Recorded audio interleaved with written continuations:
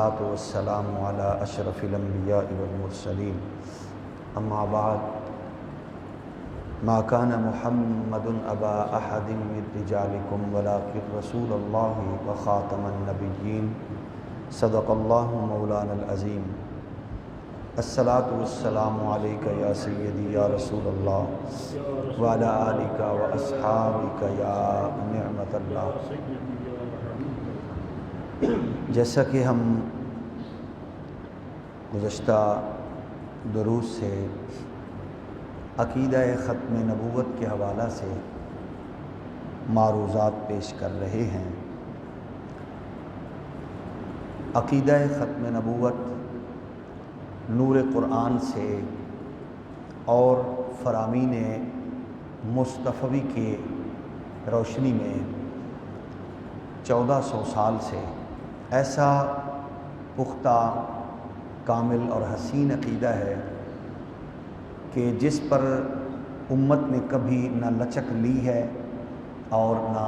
لچک دی ہے۔ بہت سے ادوار میں بہت سے لوگ اپنی کم فہمی، کم عقلی یا اغیار کے اشاروں پر اس عقیدہ میں نقب زنی کرنے کی کوشش کرتے رہے۔ بحمدہ تعالی ہر دور میں وہ ناکام اور نامراد ہوئے، کیونکہ امت مصطفی عبادات میں سست ہو سکتی ہے، لیکن غیرت ایمانی کے لیے اس کے مظاہرہ اس انداز سے نظر آتا ہے کہ کوئی بھی فتنہ اٹھے یا فتنہ گر کوئی سازش کرے تو امت کے طبقات میں سے وہ لوگ میدان عمل میں اتر کر اس سازش کو ناکام اور نامراد کرتے ہیں کہ جن پر حکمرانوں کی یا اہل دانش کی نظر بھی نہیں ہوتی۔ اب حیران کن بات یہ ہے کہ وہ کون سے عوامل ہیں کہ جو پے در پے اس سازش کا حصہ بننے کی کوشش کرتے ہیں، حالانکہ یہ بات ڈھکی چھپی نہیں ہے۔ عقیدہ ختم نبوت کتنا پختہ، حسین اور حساس ہے۔ اس پر جیسا کہ ہم نے عرض کیا، سینکڑوں آیات اور ہزاروں احادیث اس پر مسلسل دلالت پیش کرتی ہیں، جیسا کہ بخاری شریف کی یہ حدیث مبارک 3342 نمبر پر موجود ہے۔ مسلم شریف کی یہ حدیث مبارک 2286 نمبر پر موجود ہے۔ روایت کیا سیدنا ابی ہریرہ رضی اللہ تعالی عنہ نے، آپ فرماتے ہیں ان رسول اللہ صلی اللہ علیہ وآلہ وسلم قال ان مثلی ومثل الانبیاء من قبلی کمثل رجل بنا بیتا فاحسنہ واجملہ الا موضع لبنۃ من زاویۃ فجعل الناس یطوفون بہ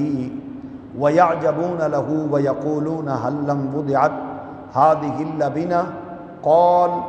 فَأَنَا اللَّبِنَةُ وَأَنَا خَاتَمُ النَّبِيِّينَ او کما قال۔ ابو ہریرہ فرماتے ہیں سید عالم رحمت کونین صلی اللہ علیہ وآلہ وسلم نے ارشاد فرمایا، میری اور مجھ سے پہلے انبیاء کرام کی مثال ایسے ہے جیسے کسی شخص نے بہت خوبصورت عالی شان گھر بنایا اور اس کو خوب آراستہ اور پیراستہ کیا، لیکن ایک گوشہ میں ایک اینٹ اس نے چھوڑ دی۔ لوگ آتے اس مکان کے حسن و جمال کو ملاحظہ فرماتے اور ہر ایک کی زبان پر یہی بات ہوتی کہ یہ اینٹ اس کے حسن کی علامت جو ہے یہ لگے تو اس محل کے حسن میں اضافہ اور نکھار پیدا ہو جائے۔ تو وہ اینٹ جو اس محل کے حسن کی وجہ ہے، اور وہ جگہ جو اس محل کے حسن کے لیے باقی ہے، اللہ نے مجھ محمد صلی اللہ علیہ وآلہ وسلم کو قصر نبوت کے لیے وہ آخری اینٹ بنا کر بھیجا ہے، اور میں ہی ہوں اس محل کا حسن۔ اب دیکھیے، نبوت و رسالت کے گلشن کی تکمیل میرے اور آپ کے آقا و مولا ہیں۔ حضور سید عالم علیہ السلام کی جلوہ گری سے نبوت و رسالت کے اس محل میں، اس کے حسن میں اضافہ ہوا ہے۔ گرامی قدر، مسلم شریف کی یہ حدیث مبارک دوسری روایت سے، جس کو ابو ہریرہ نے ہی بیان کیا، عقیدہ ختم نبوت پر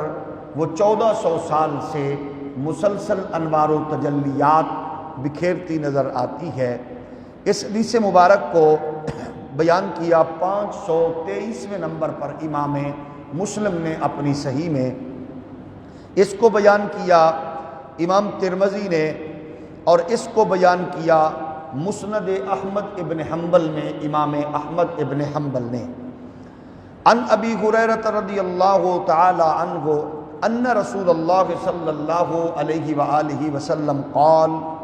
فضلت علی الانبیاء بست اعطیت جوامع الکلم ونصرت بالرعب واحلت لی الغنائم وجعلت لی الارض طہورا ومسجدا وارسلت الی الخلق کافہ وختم بی النبیون او کما قال۔ ابو ہریرہ فرماتے ہیں، سید کون و مکان، تاجدار ختم نبوت صلی اللہ علیہ وآلہ وسلم نے ارشاد فرمایا، مجھے دیگر انبیاء پر 6 چیزوں کے باعث فضیلت اللہ نے عطا فرمائی ہے۔ میں جوامع الکلم سے نوازا گیا ہوں اور رعب کے ساتھ میری مدد کی گئی ہے۔ دیکھیں، حضور سید عالم صلی اللہ علیہ وسلم لاکھوں میں بھی بیٹھے ہوتے تو ان میں مل کر بیٹھے ہوتے، چل رہے ہوتے تو ان کے ساتھ چل رہے ہوتے، لیکن دیکھنے والا، دور سے آنے والا یہ دور سے محسوس کر لیتا کہ وہ جو جلوہ گر ہیں وہ اللہ کے حبیب اور انسانیت کے وہ نجات دہندہ محمد عربی صلی اللہ علیہ وآلہ وسلم کی ذات گرامی ہے۔ اور رعب اور دبدبہ کا یہ عالم ہے کہ اللہ نے آپ کو باقی انبیاء کرام علیہ السلام سے فضیلت سے نوازا، اور فرماتے ہیں میرے لیے اموال غنیمت کو اللہ نے حلال فرما دیا، اور میرے لیے ساری زمین کو اللہ نے مسجد بنا دیا، سجدہ گاہ بنا دی، پاک فرما دی، اور میں تمام مخلوق کی طرف علاقہ، قوم، ایریا، خطہ کے لیے نہیں بلکہ جملہ انسانیت کے لیے میں نبی بنا کر بھیجا گیا ہوں۔ اور پھر یہ حضور سید عالم علیہ السلام فرماتے ہیں، وہ ختم بی النبیون، میری آمد پر اللہ نے آمد انبیاء کا سلسلہ ہمیشہ کے لیے ختم فرما دیا ہے۔ حضرت جابر فرماتے ہیں، اس کو دارمی نے سنن میں بیان کیا، حدیث نمبر ہے 49۔ فرماتے ہیں حضرت جابر بن عبداللہ رضی اللہ تعالی عنہ ان النبی صلی اللہ علیہ وآلہ وسلم قال انا قائد المرسلین ولا فخر وانا خاتم النبیین ولا فخر وانا اول شافع ومشفع ولا فخر۔ فرماتے ہیں میں تمام انبیاء، تمام رسولوں کا قائد ہوں۔ حضور فرماتے ہیں اس پر میں فخر نہیں کرتا، مجھے فخر نہیں ہے۔ علماء حقہ نے اس کی خوبصورت اور حسین جو تشریح فرمائی ہے، وہ فرماتے ہیں کہ حضور کا یہ فرمانا کہ مجھے فخر نہیں، وجہ یہ ہے کہ فخر ان انبیاء کو ہے جن نبیوں کو، رسولوں کو اللہ نے مجھ جیسا قائد عطا فرمایا ہے، مجھ جیسا امام عطا فرمایا ہے۔ گویا انبیاء کرام علیہ السلام کے لیے کتنی بڑی بات ہے کہ ان کو اللہ نے ہمارے پیارے آقا و مولا صلی اللہ علیہ وآلہ وسلم کی امامت سے نوازا ہے۔ اب دیکھیے کہ جس نبی کی امامت اور قیادت پر اللہ کے جلیل القدر نبی فخر کریں، خوشی کا اظہار فرمائیں، تو امت کتنی خوش نصیب ہے کہ جس کو اللہ نے ایسا حبیب عطا فرمایا ہے۔ یقیناً ہمیں اپنے مقدر پر، ہمیں اپنے نصیب پر ناز بھی کرنا ہے، اور اپنے آقا و مولا کی عظمت شان کے ساتھ ساتھ آپ کے مقدس فرامین کو سامنے رکھ کے ان کے مطابق اپنی زندگی کو حسین بنا کر کامیابی اور کامرانی کی راہ پر گامزن بھی کرنا ہے۔ حضور فرماتے ہیں وَأَنَا خَاتَمُ النَّبِيِّينَ وَلَا فَخْرٌ، فرمایا میں خاتم النبیین ہوں اور مجھے اس بات پر کوئی فخر نہیں۔ حضور ارشاد فرماتے ہیں وَأَنَا أَوَّلُ شَافِعٍ وَمُشَفَّعٍ وَلَا فَخْرٌ، فرمایا سب سے پہلے شفاعت کرنے والا میں ہوں، وہ پہلا شخص میں ہی ہوں جو اللہ کے حضور شفاعت کرے گا اور اس کی شفاعت کو قبول بھی کیا جائے گا۔ یعنی حضور سید عالم علیہ الصلوۃ والسلام امت کے شفیع ہیں، اور حضور کی شفاعت کو اللہ کے ہاں قبول بھی کیا جائے گا اور عزت سے بھی نوازا جائے گا۔ اب یہ فرامین ہمارے آقا و مولا صلی اللہ علیہ وآلہ وسلم کے جب واضح طور پر موجود ہوں، تو پھر اگر کوئی 1300 سال کے بعد خارش زدہ عقیدے کو لے کر میدان میں اترے اور پوری حکومت برطانیہ کی سپورٹ اور سرپرستی ہو، تو یقیناً اہل علم، اہل دانش، اہل ایمان اس کے کسی بھی اس سازش کو ناکام و نامراد بنائیں گے، اور انشاءاللہ اس کی کوئی بھی سازش کامیاب نہیں ہوگی۔ حضور سید عالم صلی اللہ علیہ وسلم نے ارشاد فرمایا، اس کو بخاری نے بیان کیا ہے حدیث نمبر 3339 پر، اس کو بیان کیا ہے دیگر مفسرین اور محدثین نے اپنی اپنی مسانید میں۔ عن محمد ابن جبیر ابن مطعم عن ابیہ رضی اللہ عنہ قال قال رسول اللہ صلی اللہ علیہ وآلہ وسلم لی خمسۃ اسمائی انا محمد وانا احمد وانا الماحی الذی یمحو اللہ بی الکفر وانا الحاشر الذی یحشر الناس علی قدمی وانا العاقب او کما قال۔ حضرت جبیر بن مطعم فرماتے ہیں اپنے والد گرامی سے، حضور سید عالم صلی اللہ علیہ وسلم نے ارشاد فرمایا میرے 5 نام ہیں۔ ویسے تو حضور کے بہت سے اسماء مبارک ہیں، اس پہ محدثین کی بہت طویل کلام اور بے شمار صفحات پر پھیلا ہوا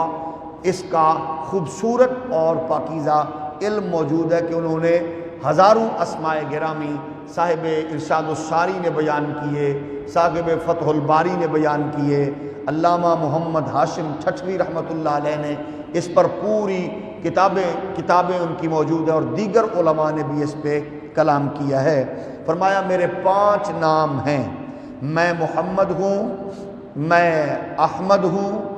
اور ماحی ہوں، یعنی اللہ تعالیٰ میرے ذریعے کفر کو مٹا دے گا، اور میں حاشر ہوں یعنی میرے بعد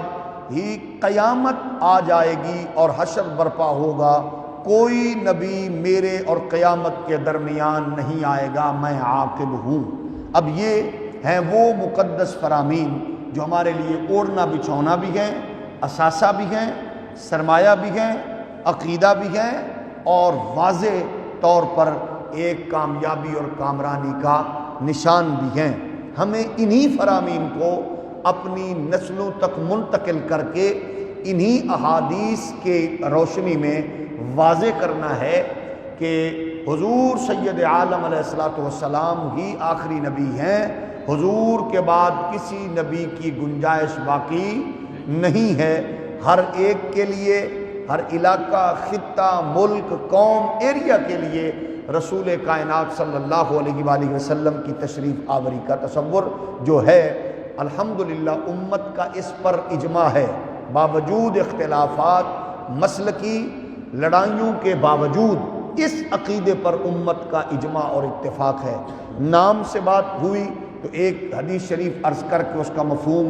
آج کے اختتام کی جانب بڑھیں گے۔ حضور نے ارشاد فرمایا جس گھر میں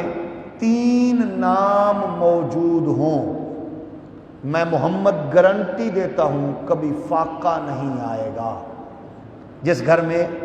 3 نام موجود ہوں کبھی اس گھر میں فاقہ کی نوبت نہیں آئے گی۔ وہ نام ہے محمد وہ نام ہے احمد، وہ نام ہے عبداللہ، یعنی یہ تین نام جس گھر میں موجود ہوں اس گھر میں فاقہ کبھی نہیں آئے گا، خیر و برکات کا نزول ہوگا۔ اور یہ نام اور یہ بھی یاد رکھیے کہ جب ہم نام رکھتے گئے تو نام رکھے ہوئے کو پورا اور صحیح تلفظ کے ساتھ لینا بھی ضروری ہوتا ہے۔ ہمارے ہاں بدقسمتی یہ ہے کہ جہالت یا کم علمی کی وجہ سے نک نیم کوشش کرتے ہیں ہم اس کو پکارنے کی، لینے کی، اس کی برکات سے پھر انسان محروم رہتا ہے۔ تو جب ہم مکمل نام رکھیں کسی کا تو جو خوبصورت نام رکھیں۔ بعض اوقات آج کل ایک نئی بیماری ہمارے ہاں آ چکی ہے، کسی ڈرامہ کے اداکار کے نام سے متاثر ہو کے رکھا، گلوکار کے نام سے متاثر ہو کر رکھا،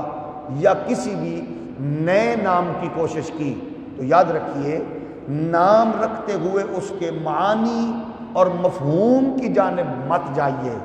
نام رکھتے ہوئے نسبت پر کوشش کیجئے کہ آپ کی نسبت کسی ایسے سے ہو جس کے نام کی برکت سے اس کے اثرات بھی موجود ہوں، یعنی حضور کے مقدس نام سے جڑی ہو، اللہ کے صفاتی نام کی اس میں کوئی ایسے نسبت موجود ہو، اصحاب رسول کی نسبت موجود ہو، آل رسول کی نسبت موجود ہو۔ ایک حدیث کا مفہوم یہ ہے، حضور فرماتے ہیں قیامت کے دن اللہ حکم فرمائے گا میرے محمد قریب آ، جتنے محمد نام کے لوگ ہوں گے وہ دوڑ کر بارگاہ قدس کی جانب بڑھیں گے۔ اللہ فرمائے گا میں نے تو اپنے محمد کو بلایا۔ عرض کریں گے ہم نے آپ کے پیارے محبوب کے نام پہ نام رکھے ہیں، تو اللہ اس نام کی برکت پہ ان پر خاص توجہ اور کرم فرمائے گا۔ تو ہمیں نام رکھتے ہوئے نیٹ سے نکال کے معنی دیکھ لیا اور اس معنی پہ نئے سے نئے نام نکالنے کی کوشش کی، تو نئے ناموں کی بجائے نسبت والے ناموں پر اکتفا کیا جائے تو اس کی برکات براہ راست آتی بھی ہیں، شخصیت پر اور طبیعت پر اس کا اثر بھی موجود ہوتا ہے۔ اللہ کریم ہمیں حضور سید عالم صلی اللہ علیہ وآلہ وسلم کے بابرکت اور مقدس اسماء پاک کی خیرات کا حصہ بھی عطا فرمائے، اور ان مقدس اسماء کی برکات اللہ ہمیں ہماری نسلوں کو قیامت تک نصیب فرمائے۔ انشاءاللہ اس سے آگے یہ سلسلہ کلام جاری رہے گا۔ اللہ ہمیں کرونا نامی وائرس کی طرح قادیانیت کے ناسور سے بھی ہمیں اور ہماری نسلوں کو محفوظ فرمائے، آمین۔ وما علیہ الا البلاغ المبین۔ اللہم صلی وسلم